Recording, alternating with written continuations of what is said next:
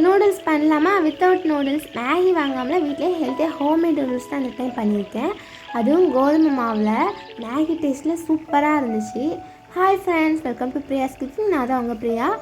First நீங்கள் சப்பாத்தி மாவை நல்லா ஜலிச்சிக்கோங்க. நீங்கள் வீட்டில் அரைச்ச மாவாக இருந்தால் கண்டிப்பாக ஜலிச்சு யூஸ் பண்ணுங்கள். கடையில் வாங்குகிற மாவாக இருந்தால் இந்த டைம் ஒரு டைம் செக் பண்ணிக்கோங்க. இந்த மாதிரி பாருங்கள், இது கடையில் வாங்கின மாவு, எந்த டஸ்ட்டுமே இல்லை. ஸோ நீங்கள் இதை அப்படியே யூஸ் பண்ணலாம்.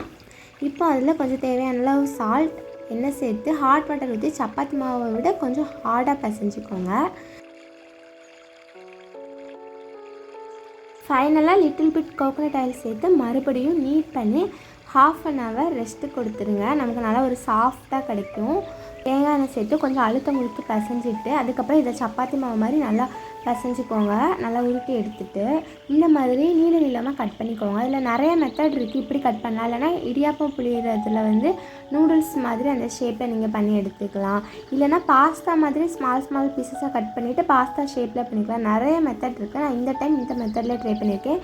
கொஞ்சம் மாவு தூவி விட்டு அதை நீங்கள் தனியாக நம்ம செஞ்சதெல்லாம் எடுத்து வச்சிங்கன்னா ஒன்றோட ஒன்று ஒட்டாமல் நமக்கு கிடைக்கும். நல்லா கொதிக்க ஆரம்பிச்சதுக்கப்புறம் தான் நூடுல்ஸ் போடணும்.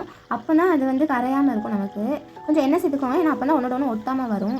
குக் பண்ண 2-3 மெத்தட்ஸ் இருக்குது. கொஞ்சமாக நூடுல்ஸ் பண்ணிட்டீங்கன்னா பாயிலிங் வாட்டரில் சால்ட், ஆயில் சேர்த்து குக் பண்ணலாம். கொஞ்சம் டர்மரிக் பொடி போட்டுட்டு நான் பண்ணுற மாதிரி பண்ணலாம். அது கொஞ்சம் மேனேஜ் பண்ணுறது கொஞ்சம் கஷ்டம். இல்லைனா நீங்கள் இந்த மாதிரி கூட பண்ணலாம். இட்லி பிளேட்டில் ஸ்டீம் பண்ணலாம். அது ரொம்ப ஈஸி தான். இல்லைனா சப்பாத்தி மாதிரி குக் பண்ணிட்டு அதை நீங்கள் ஸ்ட்ரிப்ஸாக கட் பண்ணி யூஸ் பண்ணலாம். உங்களுக்கு எது ஈஸியாக இருக்கோ அந்த மெத்தடை நீங்கள் சூஸ் பண்ணிக்கோங்க. நம்ம இந்த டைம் எக் நூடுல்ஸ் தான் பண்ணியிருக்கோம். ஸோ ஒரு பாத்திரத்தில் தேவையான எண்ணெய் ஊற்றிட்டு கொஞ்சம் கரம் மசாலா, சிக்கன் பொடி மசாலா அந்த மாதிரி நீங்கள் சேர்த்துட்டு ஒரு 2-3-4 எக்ஸ் சேர்த்துக்கோங்க. சேர்த்துட்டு நல்லா உப்பு சேர்த்துட்டு மிளகு பொடி சேர்த்துட்டு நல்லா மிக்ஸ் பண்ண ஆரம்பிச்சிடுங்க. அடிப்பிடிக்க விட்டுறாதீங்க. நல்லா மிக்ஸ் பண்ணதுக்கப்புறம் உங்களுக்கு நல்லா எக் ஃப்ரை கிடச்சிரும். இந்த டைம் ஒரு கடாயில் தேவையான அளவு எண்ணெய், நெய், கடுகு, சோம்பு, கொஞ்சம் பட்டை சேர்த்துக்கோங்க. நல்லா பொரிஞ்சதுக்கப்புறம் கட் பண்ண வெங்காயம் சேர்த்துக்கோங்க. நல்லா நீளமாக கட் பண்ண வெங்காயம் சேர்த்துக்கோங்க. வெங்காயம் கொஞ்சம் வதங்கினதுக்கப்புறம் இஞ்சி பூண்டு பேஸ்ட்டு சேர்த்துக்கோங்க.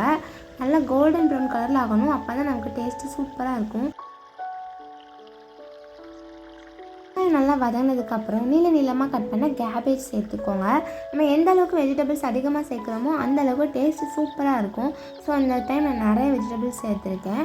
கேபேஜ் நல்லா வதக்கிக்கோங்க.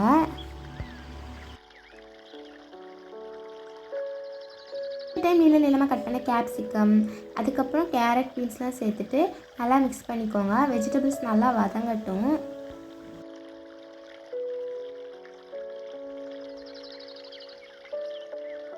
இந்த சுகர் சேர்த்துக்கோங்க. ஏன்னா அப்போ தான் வெஜிடபிள்ஸோட கலர்ஸ் சேஞ்ச் ஆகாது. ஃபைனலாக சால்ட் சேர்த்துட்டு நல்லா வதக்கிட்டு நீங்கள் கட் பண்ண டொமேட்டோ சேர்த்துட்டு கொரியாண்டர் லீஃப் சேர்த்துட்டு நல்லா வதக்கிக்கோங்க. நூடுல்ஸ்க்கு மேகி மசாலா தான் சேர்க்க போகிறோம். பட் வெஜிடபிள்ஸோட டேஸ்ட்டுக்காகவும் இன்னும் கொஞ்சம் எக்ஸ்ட்ரா டேஸ்ட்டுக்காகவும் கொஞ்சோண்டு மல்லிப்பொடி, மஞ்சள் பொடி, கரம் மசாலா, சிக்கன் குழம்பு பொடி சேர்த்துக்கோங்க. நல்லா வதக்கிக்கோங்க. இந்த பொடியோட பச்சை வாசனை போகட்டும். 1 டேபிள் ஸ்பூன் மிளகு பொடி சேர்த்துக்கோங்க. இந்த டைம் நம்ம மேகி மசாலா சேர்க்கலாம். இதை நல்லா வதக்கிக்கோங்க. பச்சை வாசனை போகட்டும். இதுக்கப்புறம் மேகி மசாலா சேர்த்துக்கலாம். குவான்டிட்டியை பொறுத்து சேருங்க. நீங்கள் எவ்வளோ நூடுல்ஸ் பண்ணுறீங்களோ அந்த அளவுக்கு மேகி மசாலா சேருங்க. நான் சின்ன பாக்கெட் ₹5 பாக்கெட் 3 பாக்கெட் சேர்த்துருக்கேன். என்னோடய குவான்டிட்டிக்கு ஏற்ப. இப்போ நம்ம ஆல்ரெடி அவிச்சு வச்ச நூடுல்ஸ் சேர்த்துக்கலாம்.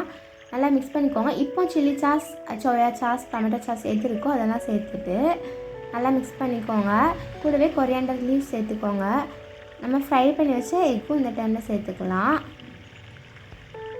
நம்ம ஹோம்மேடாக பண்ணியிருக்கோம். ஸோ ரொம்பவே ஹெல்த்தி. நீங்கள் சாஸ் வேணால் அவாய்ட் பண்ணிக்கலாம். உங்கள் விருப்பம்தான்.